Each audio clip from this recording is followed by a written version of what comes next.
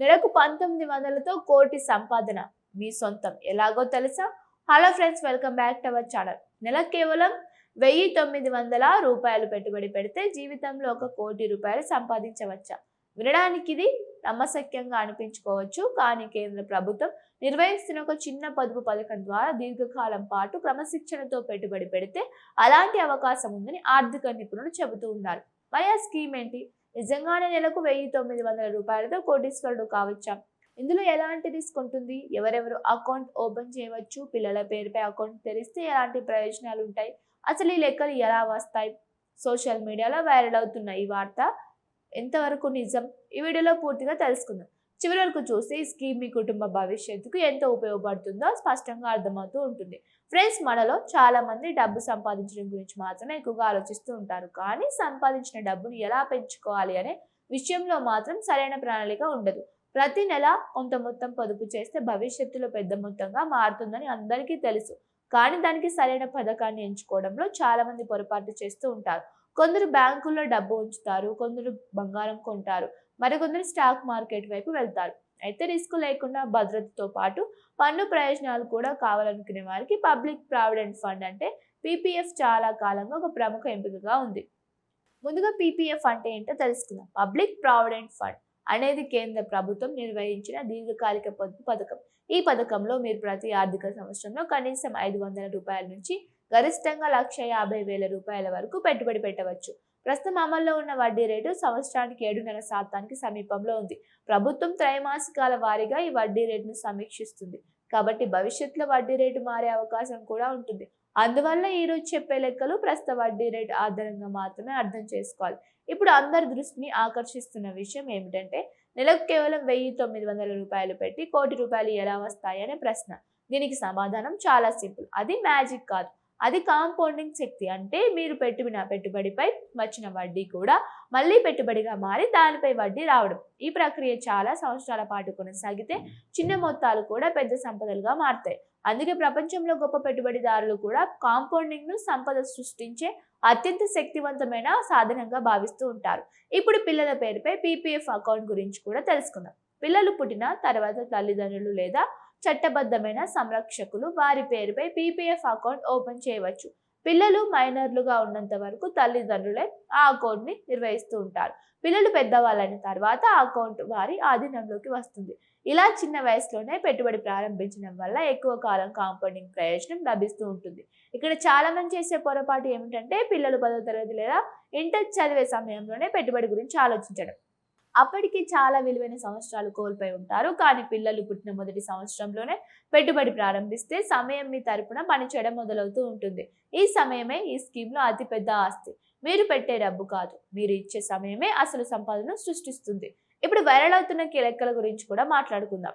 పిల్లలు పుట్టిన వెంటనే అకౌంట్ తెరిచి ప్రతి నెల 1900 రూపాయలు క్రమం తప్పకుండా పెట్టుబడి పెడితే దీర్ఘకాలంలో మొత్తం పెట్టుబడి సుమారు 11,40,000 రూపాయల వరకు ఉంటుంది. కానీ దీర్ఘకాలం పాటు కాంపౌండింగ్ వల్ల మొత్తం విలువ 1 కోటి రూపాయలకు పైగా చేరుకోవచ్చని లెక్కలు చెబుతూ ఉన్నాయి. అయితే ఇక్కడ ఒక ముఖ్యమైన విషయం కూడా గుర్తుంచుకోవాలి. ఈ లెక్కలు ప్రస్తుత వడ్డీ రేటు స్థిరంగా కొనసాగుతుందని భావించి చేసే ఉదాహరణలు మాత్రమే. వాస్తవ రాబడి భవిష్యత్తులో వడ్డీ రేట్ల మార్పులను బట్టి కొంత మారవచ్చు. ఇప్పుడు మరో ఉదాహరణ చూద్దాం. పిల్లల వయసు ఇప్పటికీ 5 ఏళ్ళు అయి ఉందని అనుకుందాం. అప్పుడే అది లక్ష్యాన్ని చేరుకోవడానికి ప్రతి నెల ఎక్కువగా మొత్తం పెట్టుబడి పెట్టాల్సి వస్తుంది, ఎందుకంటే కాంపౌండింగ్ అందుబాటులో ఉండే కాలం తగ్గిపోతుంది. అందుకే పెట్టుబడులు త్వరగా ప్రారంభించడం ఎంత ముఖ్యమో ఈ ఉదాహరణ చాలా స్పష్టంగా చూపిస్తుంది. ఇప్పుడు చాలా మంది అడిగే ప్రశ్న, పీపీఎఫ్ లో రిస్క్ ఉందా? ఈ స్కీమ్ కేంద్ర ప్రభుత్వ మద్దతులో నడుస్తుంది కాబట్టి మూలధనం భద్రత పరంగా మంచి పేరు ఉంది. అయితే ఒక విషయం మాత్రం గుర్తుంచుకోవాలి, ఇది మార్కెట్ కు అనుసంధానమైన పెట్టుబడి కాదు. అందువల్ల స్టాక్ మార్కెట్ల భారీ లాభాలు వచ్చే అవకాశం కూడా ఉండదు, అలాగే భారీ నష్టాలు వచ్చే అవకాశం కూడా తక్కువే. భద్రత కోరుకునే పెట్టుబడిదారులకి ఇది ఒక స్థిరమైన ఎంపికగా పరిగణిస్తారు. ఇప్పుడు పన్ను ప్రయోజనాల గురించి కూడా మాట్లాడుకుందాం.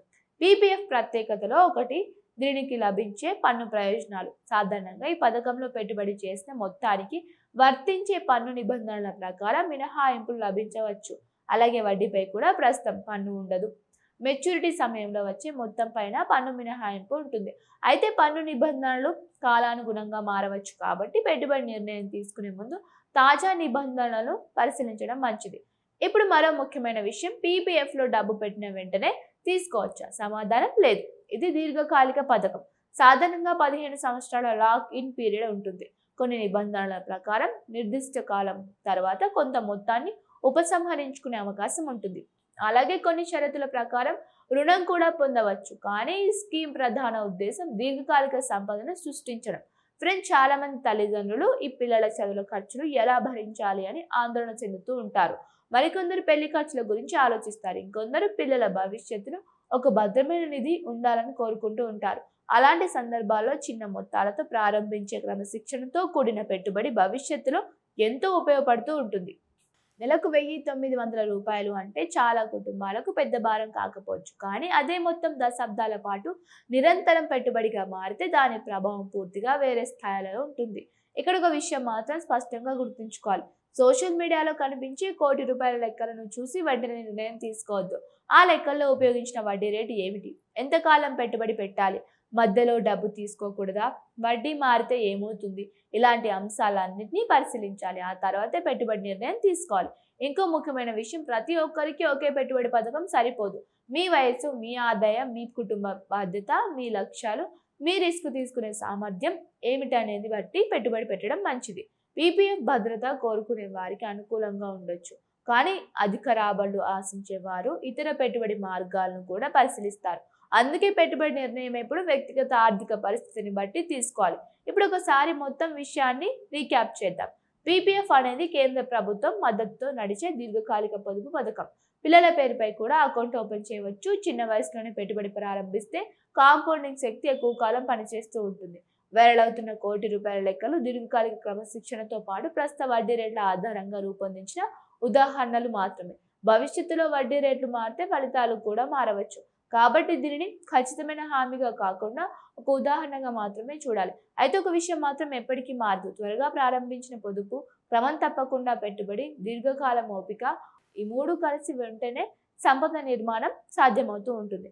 పెద్ద మొత్తాలు పెట్టకపోయినా చిన్న మొత్తాలతో మొదలు పెట్టడం ఎంతో మంచిది. ఎందుకంటే సంపద ఒక్క రోజులో రాదు, అలవాట్ల ద్వారా నిర్మించబడుతూ ఉంటుంది. ఫ్రెండ్స్, ఈ వీడియోలో చెప్పిన సమాచారం అవగాహన కోసం మాత్రమే. పెట్టుబడి చేసే ముందు అధికారిక పీపీఎఫ్ నిబంధనల్ని పరిశీలించడం మంచిది. అవసరమైతే అర్హత కలిగిన ఆర్థిక సలహాదారుని సంప్రదించడం కూడా మంచిది. మీకు ఈ వీడియో ఉపయోగకరంగా అనిపిస్తే లైక్ చేయండి, మీ ఫ్రెండ్స్తో ఫ్యామిలీతో షేర్ చేయండి.